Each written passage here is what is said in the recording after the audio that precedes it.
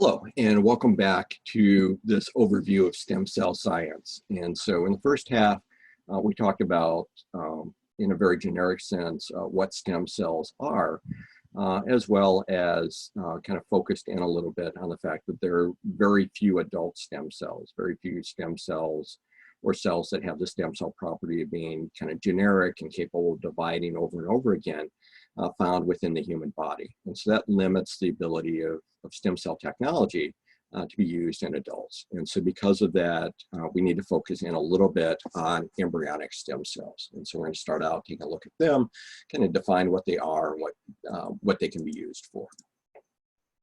And so to start with, when we take a look at this, in vitro fertilization is a process for getting these embryonic stem cells, but in vitro fertilization has been used for, I guess, almost 50 years now as a method for treating infertility.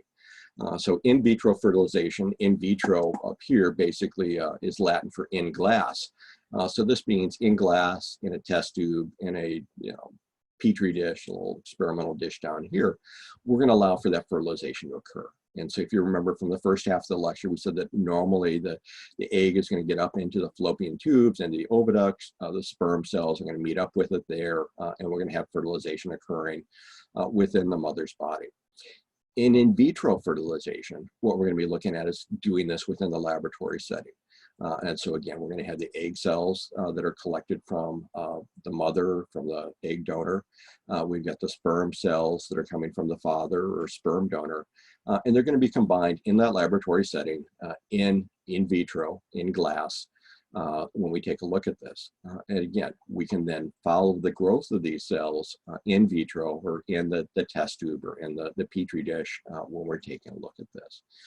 Again, we can do this with the egg and sperm from the mother and father, or it's also possible to use donor eggs or donor sperm in this process.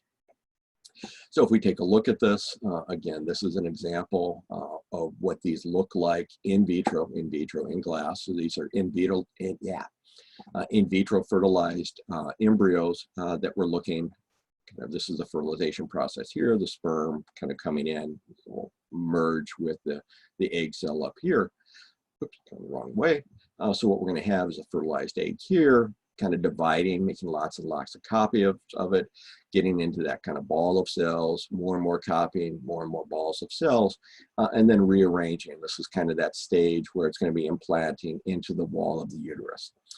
If this continues to grow further on, what we're going to see is further differentiation. This doesn't look quite human now at this point, but if you know development and human development, you'd be able to recognize this as being a very important stage of a very early embryonic development. So what we're going to be looking at is that the zygote develops under normal circumstances. We go and normally develop into kind of this stage right over here. And many times what we're going to do is implant it into the uterus. And so once we have in vitro fertilization occurring, we allow it to grow for a period of time. Generally, it's not done with one egg and a bunch of sperm. It's going to be done with kind of a collection of eggs. So when eggs are collected or harvested, oftentimes the donor or the mother has been treated with hormones, so that instead of producing one egg like normal, she'll produce 5, 6, 10 eggs that are being produced. They'll be collected. We'll have the in vitro fertilization occurs, and if fertilization does occur, we're going to take one of these and implant it in the uterus, and we may take the other ones that develop this stage and freeze them for use later on. So if we take that fertilized egg, implant it in the uterus, it then embeds itself into the wall of the uterus and will ultimately, under ideal circumstances, grow into an embryo, become a fetus, and be delivered, 8.5 months later into a newborn infant. Now, if we take a look at this, in this process of in vitro fertilization, we're producing lots and lots of these fertilized eggs that grow into embryos. And those extra embryos are going to be stored in liquid nitrogen. But in many cases, we're producing many more embryos than are actually going to be used later on. And so the idea is that these embryonic stem cells can be isolated from embryos that would not be implanted. And so these are kind of excess embryos. They're just going to be discarded. And so what we can do is take that embryo, start to separate the cells from one another. And what we've got here, again, are going to be undifferentiated cells, generic cells, unspecialized cells, which are capable of dividing. And if we get them from the right stage of an embryo that wasn't going to be used for fertilization, we can then culture these stem cells within the laboratory setting and take lots of these cells and so freeze the ones we're not using. We're getting better at this, still don't understand all of it. We can push some cells in the direction of being red blood cells, other cells in the direction of becoming nerve cells. Other cells can be pushed into the direction to become muscle cells. And then potentially then we have cells that are like replacement muscles. We've got cells that are replacement nerves in some way that are all coming from these embryonic stem cells. So a lot of controversy associated with it. We've got an embryo up here. Is this embryo viable? Is this embryo have a life associated with it? Again, religious connotations. Is this something that we should be able to, take the cells apart and use them for science and medical technology? Okay, so what we're looking at again, we've got the egg here with the sperm cell coming together. We've got kind of that ball of cells. We've got that kind of reorganization. So we get this hollow ball that's going to be present here. And this would normally be the stage which is going to be implanted into the uterus and ultimately develop into the human fetus. The idea is that we're going to take a specialized cluster of these cells, this inner cell mass, these kind of bluish cells kind of right in here. And this is what's ultimately going to become the fetus if it's implanted into a uterus. But if we do this in embryos that are excess, that are just going to be discarded anyway, we can take them out, we can grow them in culture. They're given the term pluripotent, which just is a scientific term that says that they can produce many different types of cells. So they can produce the heart muscle cells, they can produce brain nerve cells, they can produce blood cells associated with the immune system, that what we're looking at here. So again, lots of potential because these cells are very undifferentiated, very unspecialized, very generic, but they have the potential to grow lots and lots in the laboratory clinical setting. So stem cells then were established in this way. We grow them out, take the inner cell mass, we grow them out, they continue to divide, they become kind of these huge farms of cells which are going to be present. And they remain unspecialized, undifferentiated, they remain generic. So in this process, from a single fertilized egg, single embryo that's, again, not going to be used, not going to be implanted, we can generate millions and millions and millions of these embryonic stem cells and use them over and over again because they essentially self-renew.